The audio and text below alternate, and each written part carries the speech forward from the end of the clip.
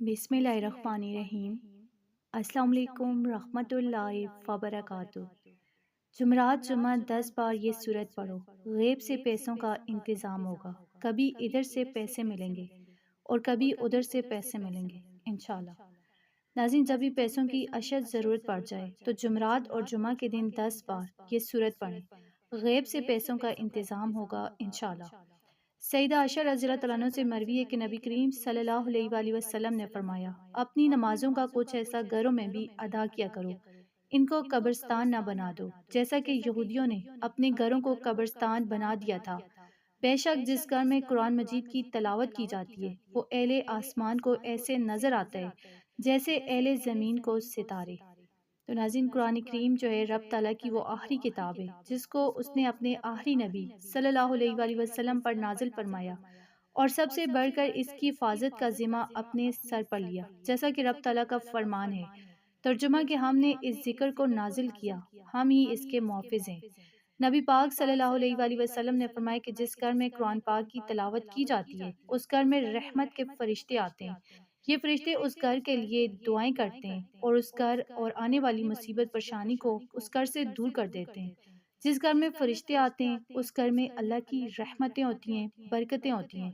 آپ صلی اللہ علیہ وآلہ وسلم نے فرمایا کہ جس گھر میں قرآن مجید کی تلاوت کا ماحول اور معمول نہیں تو وہ اجڑا ہوا گھر ہے، یعنی جس گھر میں قرآن نہیں پڑھا جاتا، نماز نہیں پڑھی جاتی، اس گھر پر نہ اللہ کی رحمت نازل ہوتی ہے نہ برکت ہوتی ہے۔ اس کے برعکس اگر جس گھر میں قرآن پڑھا جاتا ہے اس گھر میں اللہ کی رحمتیں ہی رحمتیں نازل ہوتی ہیں۔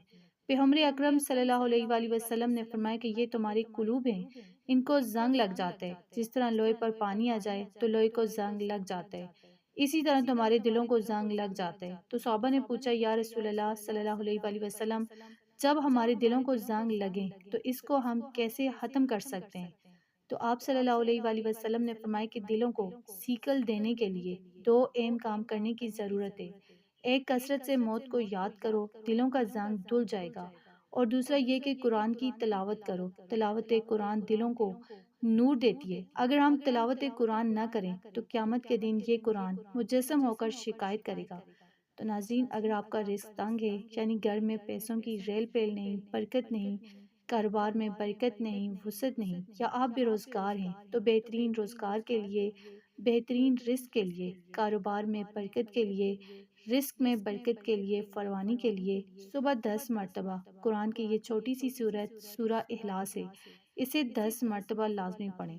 تو جو بندہ 10 مرتبہ صبح کے وقت قرآن کی یہ چھوٹی سی سورت پڑھ لے تو اللہ اسے غیب سے رزق دیتا ہے، اللہ اس دن اسے ہر نقصان سے بچا لیتا ہے، آنے والی مصیبت سے بچا لیتا ہے، رزق کی تنگی سے بچا لیتا ہے، اسے غیب سے رزق دیتا ہے۔ جس کام میں ہاتھ ڈالتا ہے اس کام میں اللہ تعالیٰ برکتیں ڈال دیتا ہے۔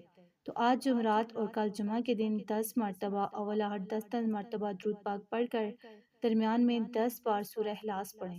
10 مرتبہ جو درود پاک پڑھتا ہے اللہ اس کی 100 حاجات پوری کرتے ہیں۔ اگر آپ ان دو مبارک دنوں میں 10 مرتبہ درود پاک پڑھ کر درمیان میں 10 مرتبہ سورہ اخلاص جو ہیں پڑھیں گے تو انشاءاللہ ہاتھ اٹھانے سے پہلے ہی اللہ آپ کی اس پریشانی کو دور کر دے گا، اللہ آپ کے دل کی مراد کو پورا کرے گا، اللہ آپ کو رزق دے گا۔ اگر آپ روزانہ صبح کے وقت 10 مرتبہ سورہ اخلاص پڑھیں گے تو انشاءاللہ آپ کے گھر سے رزق کی تنگی کا نام و نشان، پریشانیوں کا نام و نشان جو ہے ختم ہو جائے گا۔